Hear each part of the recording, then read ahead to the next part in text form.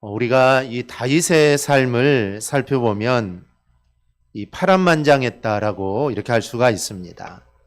이 파란만장은 물길이 만길 높이로 인다라는 뜻입니다. 즉 일이 진행되거나 인생을 살아가는데 이 기복과 변화가 몹시 심함을 이르는 말입니다. 다윗의 삶이 그랬습니다. 이 다윗의 삶이 얼마나 삶의 기복이 심했는지 모릅니다. 이 사무엘로부터 이스라엘의 왕으로 기름 부음을 받고 또 골리앗을 물리쳤을 때는 아마 그는 세상의 모든 것을 다 얻은 듯 했을 것입니다. 사람들이 사울이 죽인 자는 천천히요, 다윗이 죽인 자는 만만이라고 했을 때 아마 다윗은 자신이 왕이 되는 듯한 그런 느낌이었을 겁니다. 아마 기분이 정말 좋았을 겁니다. 그런데 그 기쁨도 잠시였습니다. 사울 왕에게 미움을 받아서 이 죽을 위기를 맞이하게 되고 이제 쫓기는 신세가 되게 되죠. 그래도 하나님의 은혜로 그 모든 과정들을 다 견디고 왕이 됩니다. 근데 왕이 되었는데 이 아들 때문에 또 어려움을 당합니다. 압살롬에 의해 궁에서 쫓겨나 이 도망자 신세가 되죠. 아마 다윗은 그 당시 아마 죽을 맛이었을 겁니다. 또 세바의 난도 일어납니다. 그런데 하나님의 은혜로 압살롬의 난도, 세바의 난도 다 평정을 하게 되죠. 우여곡절은 참 많았지만 어쨌든 모두 다 이겨내게 됩니다. 그리고 이제 다윗 왕국은 이 평화의 시대에 접어들었다라고 할 수가 있습니다. 그런데 이때 다윗이 요압에게 명령을 내립니다. 이스라엘 모든 지파로 다니면서 인구조사를 하라는 것이죠. 이 다윗의 명령에 따라 요압은 이스라엘의 각지를 돌아다니면서 인구조사를 합니다. 이 본문 5절에서 9절은 요압이 그의 군사들과 함께 돌아다니면서 인구를 조사하는 내용이 나옵니다. 그 지역을 보면 아로엘, 야셀, 길르아, 닷디무시, 다나얀, 시돈, 두로, 히 사람과 가나안 사람들의 모든 성읍들, 그리고 부엘세바 등 여러 지명들이 나옵니다. 우리가 많이 들어서 아는 지명도 있지만 어떤 지명들은 정말 생소하여서 이 발음조차 하기 어려운 그런 지명들도 있습니다. 이런 지명들을 상세하게 기록한 것은 이스라엘의 전역을 돌았다는 것입니다. 즉 이스라엘 전역을 돌아다니면서 인구를 조사했다는 것이죠. 기간만 해도 9달, 20날이 걸리게 됩니다. 이 다윗의 인구조사는 대체적으로 다윗의 말년에 했던 것으로 여겨지고 있습니다. 그런데 그리고 그가 이처럼 인구조사를 실시한 이유는 유사시에 군사력으로 전환할 수 있는 백성의 수를 해하여 자신의 힘을 과시하고자 했던 겁니다. 그런데 이런 모습은 그가 미약한 군사를 가지고 하나님을 의지하는 가운데 승승장구를 했던 모습과는 너무나 대조를 이룹니다. 즉 지금 다윗은 하나님의 은혜를 잊어버리고 교만해졌다는 것입니다. 그가 인구가 작았을 때, 그리고 정말 사울에게 쫓김을 당하고 어려운 일을 당했을 때는 그가 이러지 않았다는 것입니다. 늘 겸손하고 하나님을 의지했는데 이제는 그 겸손함이 사라지고 교만함이 있게 된 것이죠. 문제는 이번 인구조사가 하나님 앞에서 선하지 못했다는 것입니다. 하나님이 기뻐하시고 하나님이 좋아했다면 인구조사하는 거 이게 별로 문제가 되지 않지만 하나님은 이 인구조사를 선하게 보지 않았다는 것이죠. 우리가 잠시 후에 살피겠지만 이번 인구조사는 다윗이 격동하여 실시한 인구조사입니다. 즉 하나님께서 기뻐하시지 않았다는 것이죠. 우리는 인구조사를 하는 이 과정을 통해서 죄와 하나님의 관계를 우리는 들여다볼 수 있습니다. 오늘은 이에 대해서 우리가 함께 생각해 보려고 합니다. 첫째로 이스라엘의 죄를 관과하시지 않는 하나님을 보게 됩니다. 1절은 인구조사를 시작하는 부분입니다. 여호와께서 다시 이스라엘 향하여 진노하사 그들을 치시려고 다윗을 격동시키사 가서 이스라엘과 유다의 인구를 조사하라 하신지라. 하나님께서 다윗으로 하여금 인구조사를 하게 하시는데 그 이유가 하나님께서 이스라엘을 향하여 진노하심 때문이라고 말을 합니다. 즉 하나님은 이스라엘의 모습을 보면서 진노했다는 것이죠. 그리고 이 진노로 인해 하나님의 심판을 받게 되는데 죽은 자가 무려 7만 명이 죽게 됩니다. 엄청난 숫자죠. 즉, 이 숫자만큼 하나님의 진노가 컸다라는 것을 말해줍니다. 그렇다면 이 정도의 수가 죽임을 당할 정도로 하나님이 이스라엘에 대해서 진노하신 이유가 과연 무엇일까라는 겁니다. 이 본문은 이에 대해서 이 자료를 제공하지 않습니다. 그래서 우리는 유추해서 생각해 봐야 합니다. 어떤 학자들은 이 성경에 기록되어 있지 않는 어떤 죄가 이스라엘에게 있었을 거다라고 말을 합니다. 그런데 그런 죄는 우리가 찾아 알 수가 없죠. 성경에 기록되어 있지 않으니 알 수가 없습니다. 그래서 우리는 성경에 있었던 사건들 속에서 하나님이 진노하셨던 부분에 대해서 우리는 좀 찾아봐야 합니다. 그것은 바로 세바의 난과 압살롬의 난입니다. 세바의 난 때 세바를 따르는 자들이 있었습니다. 압살롬의 난도 마찬가지죠. 압살롬의 반기를 들었을 때 그를 따르는 자들이 있었습니다. 이들은 세바나 압살롬을 따랐다는 것은 이거는 결코 가벼운 일이 아닙니다. 이 정치사적으로 본다면 이스라엘의 정치사에서 잠깐 일어난 세력을 따랐다라고 할 수가 있습니다. 왜냐하면 그들은 잠깐 일어났다 사라져버렸기 때문에 뭐 정치적으로 본다면 그들을 따랐다가 사라졌다라고 볼 수가 있죠. 그런데 하나님의 믿음의 역사라는 관점에서 보면 이게 이야기가 달라집니다. 이 관점을 달리 생각하면 이거는 이야기가 달라진 것이죠. 왜냐하면 하나님께서는 다윗 외에 어떤 왕을 세우신 적이 없기 때문입니다. 그러니 다윗 왕이 아닌 다른 왕을 따랐다는 것은 이 정치사적으로 본다면 그냥 반역일지 모르지만 구속사적으로 본다면 하나님에 대해서 반역을 저질렀던 것과 이 동일한 사건입니다. 하지만 이런 문제는 크게 다루어지지 않았죠. 다윗은 세바 난과 압살롬 난을 진압하면서 이 평화의 정책을 펼쳤습니다. 그래서 그들을 모두 다 용서하고 다 포용해 주었다는 것이죠. 그래서 저들은 다윗의 이 포용 정책으로 인해 죗값을 받지 않았습니다. 여러분, 반역에 성공하면 공신이 되지만 반역에 실패하면 역적이 되어 가문이 몰살을 당하는 겁니다. 즉 압살롬과 세바를 따랐던 사람들, 이 반역을 했지만 성공을 하지 못했습니다. 그러니 그들은 역적이 된 것이죠. 그래서 정상적이라면 그들은 역적이 되어서 다 죽어야 되고 아마 그의 가족들까지 다 죽어야 되는 게 맞습니다. 그런데 그들은 역적이 되었지만 다 용서를 받았습니다. 아무런 벌을 받지 않았다는 것이죠. 하지만 다윗의 용서를 받았지만 아직 남아있는 게 있습니다. 그것은 바로 하나님 앞에서 스스로 회개하는 것입니다. 왜냐하면 다윗을 배반했다는 것은 하나님이 세우신 왕을 배반한 것이고 하나님의 뜻을 배반한 것이기 때문에 이거는 하나님 앞에서의 죄가 되는 것입니다. 그러니 그들은 스스로 회개를 해야 되죠. 그런데 그들은 아무런 일도 하지 않습니다. 사람들이 이렇게 생각했을 겁니다. 야, 이제 이 일도 압살롬의 난이나 이 세바의 난도 이제 그냥저냥 역사 속으로 묻히는구나. 그러니 자신들이 하나님 앞에서 죄를 지은 것도 아마 그들은 그럭저럭 다 잊어버린 것입니다. 하나님 앞에서 우리가 이런 생각을 할 때가 있습니다. 그냥저냥 이렇게 넘어가는구나. 이렇게 생각해 보니 자신이 지은 죄에 대해서 별 꺼리낌 없이 또한 하나님 앞에서 구체적으로 해결함 없이 우리가 넘어갈 때가 있습니다. 분명히 내가 죄를 지었는데 이 아무렇지도 않은 겁니다. 그러니 야 하나님이 야 다 잊어버렸구나. 야 그래 그냥 넘어가면 되겠다라고 생각을 하는 것이죠. 지극히 인자하신 하나님이기 때문에 하나님은 참으시고 계시는데 우리는 그것을 하나님께서 잊어버렸다고 생각을 합니다. 그런데 하나님은 절대로 잊지 않습니다. 아무리 세월이 지나도 하나님은 잊지를 않습니다. 이 겉으로 그렇게 보일 뿐이죠. 하나님께서 우리가 짓는 죄 하나하나 전부 다 보응하시는 것 같지 않게 우리가 생각하기 때문입니다.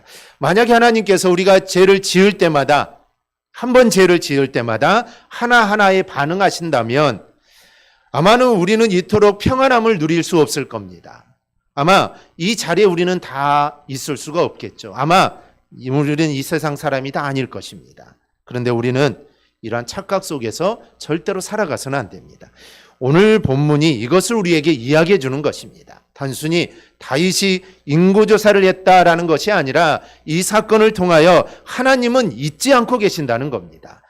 세바의 난에 동참했던 자들, 또 압살롬의 난에 동참했던 자들, 그들이 이제 새로운 시대가 되어서 다윗을 통해서 모두 용서를 받았지만, 그래서 자신들의 죄가 다 사라졌다라고 착각했지만 하나님은 아니었습니다. 하나님은 그들이 죄를 회개하기를 기다렸고 그들이 하나님 앞으로 다시 나오기를 기다렸는데 그들이 그렇게 하지 않았다는 것이죠. 그래서 하나님께서는 다윗을 격동시켰던 것이죠. 이 사건을 하나님은 매듭짓기를 원했던 것입니다. 그래서 그 결과 7만 명이 죽게 되는 일이 벌어지게 된 것이죠. 그러니 우리가 지은 죄를 어물쩍 넘어가서는 안 됩니다. 하나님이 모르실 거라 생각해서도 절대로 안 됩니다. 하나님은 다 알고 계시기 때문에 우리는 하나님 앞에 정확하게 회개를 해야 합니다. 그렇게 해야 되는 이유는 하나님이 죄를 싫어하기 때문입니다. 그 죄를 반드시 하나님이 물으시기 때문이죠. 그래서 죄의 자리에 서게 될 때 하나님 앞에서 회개하기를 우리는 절대로 주저해서는 안 됩니다. 또한 죄의 자리는 정확하고 분명하게 떠나는 모습이 바로 우리 가운데 있어야 합니다. 하나님은 죄는 철저하게 미워하십니다. 하지만 우리의 연약함까지 하나님은 탓하시지 않습니다. 우리가 연약해서 죄를 짓는데 그 연약함까지 하나님은 나무라라 하시지 않는다는 것이죠. 그래서 우리가 죄에 대해서 단호한 자세를 우리가 취한다면 하나님의 사랑은 여전히 우리 안에 있게 되는 것입니다. 그래서 우리는 연약하지만 연약해서 죄를 지을 수밖에 없습니다. 하지만 죄를 지을 때 우리가 정말 단호한 자세를 취하고 하나님께 회개함으로 나아갈 때 하나님 우리의 모든 것들을 용서해 주시는 것입니다. 그리고 이 부분에 우리가 하나 더 중요한 것이 있습니다. 이스라엘의 하나님의 징계가 임하게 된 원인이 다윗의 잘못 이전에 이스라엘 공동체 안에 있는 내재된 죄가 있었기 때문이라는 겁니다. 우리가 흔히 나라의 위기가 닥치면, 나라가 어려움을 닥치면 우리는 특정 위정자가 잘못했기 때문이라고 생각을 해서 막 그 사람을 욕하고 책망할 때가 많습니다. 그래서 잘 되면 내 탓, 못 되면 나라님 탓이라는 이런 옛말까지 있을 정도입니다. 하지만 엄밀히 따져볼 때 하나님이 한 국가나 민족을 환란에 던지는 것은 위정자의 잘못 이전에 그 백성들의 죄악이 크기 때문일 경우가 참 많습니다. 물론 우리가 역사를 보면은 무능한 정치가가 이따금 나라를 망치는 경우도 가끔 있습니다. 하지만 백성이 깨어 있다면 그런 위정자가 발을 붙일 수가 없는 것입니다. 1974년 미국의 제37대 대통령 닉슨이 뇌물을 수수한 혐의로 인해 이 대통령에서 물러나야 했던 이 워터게이트 사건이 있습니다. 닉슨은 무능한 정치가가 아니었습니다. 그는 훌륭한 정치가였습니다. 그러나 그는 개인적인 비리로 인해 국민들에게 신임을 잃어버리게 되고 그리고 임기도 다 채우지 못한 채 이 대통령에서 물러나가 했습니다. 근데 만일 그 당시 미국 국민들 사이에 닉슨처럼 뇌물을 주고받는 것이 만약 일상화되었다면, 그리고 닉슨의 행위가 그처럼 큰 문제가 되지 않았을 것입니다. 즉 너도 나도 다 뇌물을 주고받는 상황이라면 닉슨이 그런 일을 했다고 해서 문제가 되지 않았을 겁니다. 그리고 비리가 쉽게 드러나지도 않았을 것이죠. 이런 말이 있습니다. 악한 시대에는 악인들이 힘을 얻고 선한 시대에는 선한 사람들이 힘을 얻는다. 우리 역사를 보더라도 그렇지 않습니까? 그렇습니다. 이 말처럼 나라가 환란에 빠지는 것은 그 전체 백성의 죄에 물들었기 때문에 하나님이 그 허물을 물으신 까닭이 많다라는 것입니다. 그러므로 만일 이 나라에나 여러분이 속해 있는 공동체 또 혹은 교회나 가정이 어려움을 만나 어려움에 빠지는 경우가 있다면 우리는 지도자를 탓하기에 앞서 먼저 내 자신에게 문제가 있는가를 먼저 살펴봐야 합니다. 그리고 기도해야 합니다. 지도자를 위해 기도하는 것은 당연하고 내 자신의 가슴을 치며 우리는 회개하며 기도해야 합니다. 그래야 하나님의 긍휼하심이 임하게 되는 것입니다. 둘째로 이 다윗을 격동시키는 하나님을 우리가 살펴보겠습니다. 1절의 표현은 사실 엄청 어려운 것입니다. 인구조사라는 범죄가 자칫 봤다가는 하나님이 시켜서 다윗이 한 것처럼 우리가 해석할 수 있기 때문입니다. 1절을 한번 다시 보겠습니다. 여호와께서 다시 이스라엘을 향하여 진노하사 그들을 치시려고 다윗을 격동시키사 가서 이스라엘과 유다의 인구를 조사하라 하신지라. 이 말을 잘못 읽으면 하나님께서 다윗을 격동시켜서 인구조사를 하게 했다라고 볼 수가 있습니다. 그러니 하나님이 하신 것을 다윗이 했으니 다윗은 잘못이 없고 다윗은 지금 하나님 말씀에 순종한 것처럼 우리가 그렇게 해석할 수가 있습니다. 읽기에 따라서는 그럴 수 있다는 것이죠. 그런데 먼저 우리가 인구조사가 왜 죄인가를 좀 살펴봐야 합니다. 이 다윗전에도 인구조사는 있었습니다. 출애굽을 할 때 인구조사를 했습니다. 출애굽 당시에 인구를 조사하죠. 그래서 계수된 자가 20세 이상으로 60만 3,550명이다 라고 기록이 되어 있습니다. 민수기를 보아도 인구조사를 한 일이 또 있습니다. 이렇게 다윗만 인구조사를 한 것이 아닌데 왜 다윗의 인구조사가 죄가 되느냐라는 것이죠. 이 동일한 행동은 그 행동 자체가 아니라 이 동기가 중요합니다. 즉, 왜 인구조사를 했느냐가 중요한 것이죠. 출애굽기와 민수기에서 백성들을 계수하는 것과 다윗이 인구를 조사하는 것은 이게 성질이 완전히 다릅니다. 출애굽기나 민수기에서 계수하는 것은 하나님 앞에 설 수 있는 자를 계수한 것이죠. 그래서 그 임무를 맡아 일을 감당했던 자들은 제사장입니다. 하지만 다윗의 이번에 인구조사라는 것은 순전히 이 국방력을 키우기 위함입니다. 그래서 이번 인구조사라는 사람은 제사장이 아니라 바로 군대 장관인 요압입니다. 여러분 한번 생각해 보십시오. 이 다윗 왕국이 어떻게 세워졌을까요? 이 다윗 왕국이 군사력으로 세워졌을까요? 아닙니다. 다윗 왕국은 하나님의 인도하심과 하나님의 역사하심으로 세워진 것입니다. 군사가 많고 적음에 있지 않았다는 것이죠. 다윗은 그걸 너무나도 잘 아는 사람입니다. 그런데 그걸 너무나도 잘 알았던 다윗이지만 이제 다윗이 인구조사를 했다는 것은 어느 순간 하나님을 의지하는 것이 아니라 이 군사력을 의지하는 왕이 되었다는 것을 보여줍니다. 전에는 어쨌든 하나님을 의지했던 왕이었습니다. 그런데 이제는 하나님을 의지하지 않는다는 것이죠. 사람을 의지하고 자신의 국방력을 의지하게 된다는 것입니다. 그래서 이것을 죄라고 하는 것입니다.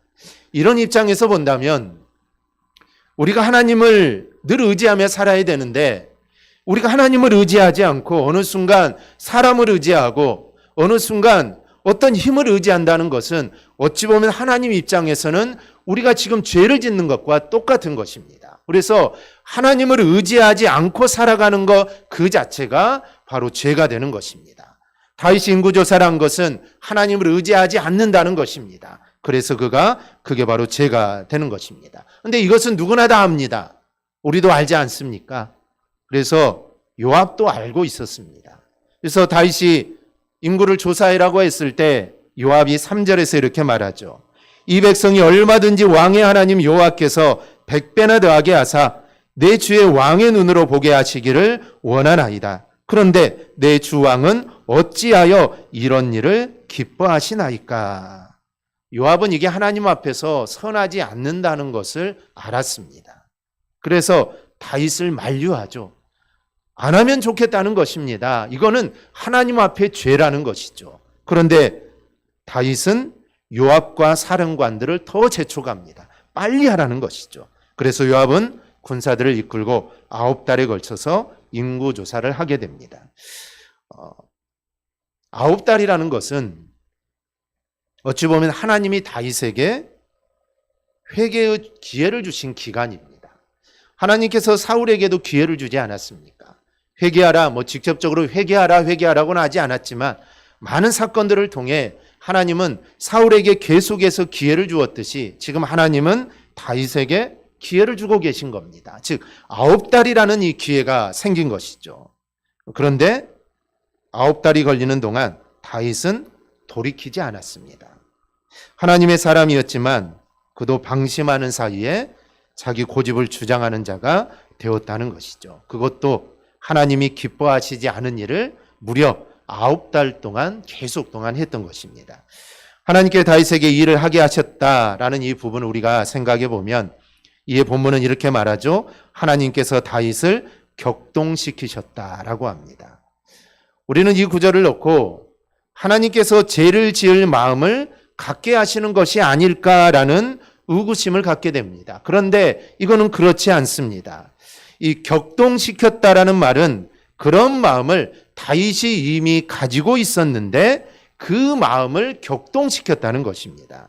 역대상 21장에 똑같은 이 사건이 나오는데 똑같은 내용이 나오는데 21장을 보면 이 그를 격동시킨 자는 사단이었다고 말을 합니다. 즉 사탄이 다윗의 마음을 격동시킨 것이죠. 그런데 본문에는 하나님이 다윗의 마음을 이 격동시켰다, 즉 감동시켰다라는 것으로 이렇게 표현한 것인데 하나님이 다윗을 격동하는 사단의 행위를 막지 않으시고 그의 행위를 잠시 허용하였다라는 것으로 우리는 이해해야 합니다. 즉 사단이 옆에서 다윗을 계속 격동합니다. 그런데 하나님이 그걸 막아주실 수 있죠.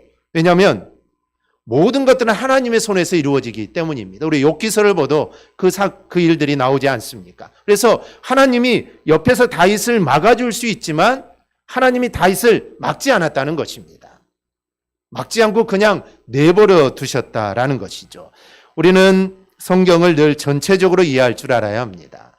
이단들이 주로 사용하는 방법이 그거죠. 성경 한 구절을 띄어다가 그것을 우리 앞에 들이밀고 이렇지 않느냐라고 말을 하지만 성경은 한 구절만 가지고 해석해서는 안 됩니다. 앞뒤 문맥을 다 살펴야 되고 성경 전체의 맥락을 살펴봐야 합니다. 하나님은 성경 전체적으로 볼 때 하나님은 죄를 심판하시는 분이지 죄를 조장하시는 분이 아니라는 점입니다. 이 신학적인 용어지만 이 허용작정이라는 말이 있습니다. 이 세상에 이루어지는 모든 일은 하나님의 작정하심으로 이루어집니다. 그러나 죄에 대해서는 허용하실 분이라는 것이죠.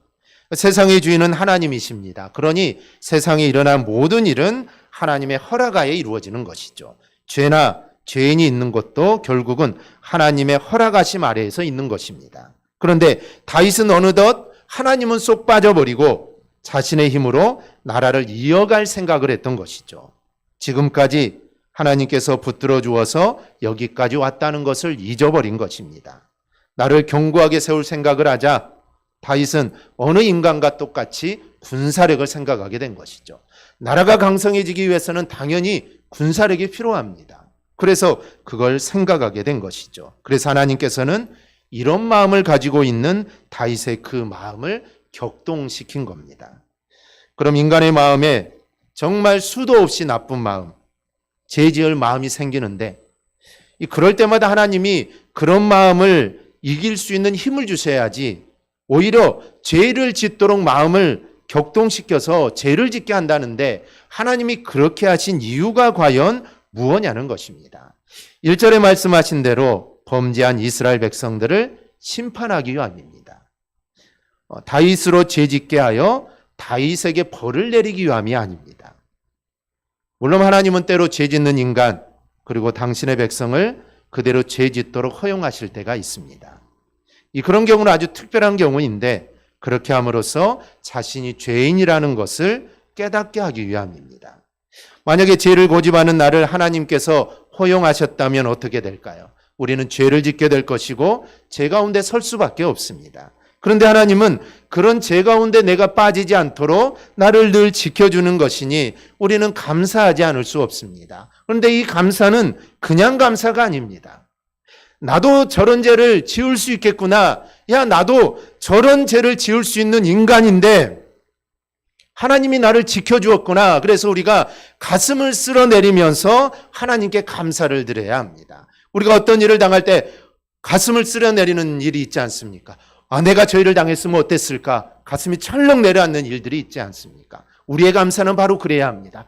야, 나도 저런 죄를 지을 수밖에 없었는데, 야, 나도 저런 죄를 지을 수밖에 없는 죄인인데, 야, 하나님이 나를 붙들어 주어서, 야, 내가 죄를 짓지 않았구나. 우리는 내 가슴을 쓸어내리며 하나님께 감사를 드릴 수 있어야 합니다. 우리는 제사함 받았다는 사실을 너무나 가볍게 다룰 때가 있습니다.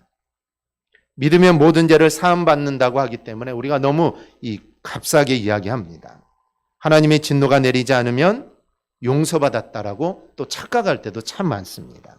따라서 오늘 본문을 통해 우리가 첫 번째로 정리할 사항은 우리가 지은 죄에 대해서 하나님은 잊지 않으신다는 점입니다. 만약 당장의 징벌을 받지 않는다면, 내가 죄를 지었는데도, 회개를 하지 않았는데도 내가 벌을 받지 않는다면 그것은 하나님께서 우리에게 회개할 기회를 지금 주고 계시는 겁니다. 결코 죄를 가볍게 여긴 것 때문이 아니라는 것이죠. 따라서 우리는 더욱 하나님 앞에서 깨어있는 자들이 우리는 되어야 합니다. 두 번째로 정리할 사항은 우리가 죄를 고집하면 하나님께서는 그 죄를 짓도록 내버려 두신다는 점입니다. 다윗 같은 인물, 하나님의 마음에 합한 자 아닙니까? 하나님이 정말 사랑한 자가 아닙니까? 그런 자도 하나님 앞에서 죄를 고집하자 하나님은 그를 그냥 내버려 두셨습니다. 그래서 결국 그 죄에 빠져서 엄청난 결과를 맞이하게 되죠. 우리가 은혜를 가볍게 여기다가는 바로 이런 모습에 우리 또한 빠지게 됩니다. 우리가 받은 은혜를 기억하고 깨어 있어야 우리가 죄를 고집하지 않게 되고 이런 무서운 일이 우리에게 벌어지지 않는 것입니다. 그러므로 우리는 하나님 앞에서 늘 깨어있는 자가 우리는 되어야 합니다. 다윗과 같은 성군도 죄를 범했다면 우리는 더욱 말할 필요가 없습니다. 죄에 대해서 항상 깨어있으므로 멀리하는 자세를 우리는 가져야 합니다. 오늘 본문은 이 사무엘서의 가장 마지막 장입니다. 사무엘서의 마지막 부분에서 다윗의 죄를 기록하게 하신 이유가 무엇일까요? 어떤 위인이든지 대개 마지막 부분은 그에 대한 좋은 결말을 그리게 됩니다. 그래야 그 위인에게 감동을 받을 게 아닙니까? 앞에는 뭐 나쁜 짓을 아무리 많이 해도 그래도 마지막은 좋은 결말을 맺어야 이게 감동이 되지 않습니까? 그런 면에서 볼 때 이제 사무엘하를 마무리하면서 다윗의 좋은 점들, 성군으로서의 모습으로 끝냈다면 많은 사람들이 야, 다윗을 이렇게 높일 건데 사무엘하를 끝내면서 다윗의 범죄하는 이야기를 그리고 있습니다. 이것은 하나님이 이렇게 기록하도록 인도하신 것입니다. 우리는 이 점을 가볍게 보아서는 안 됩니다.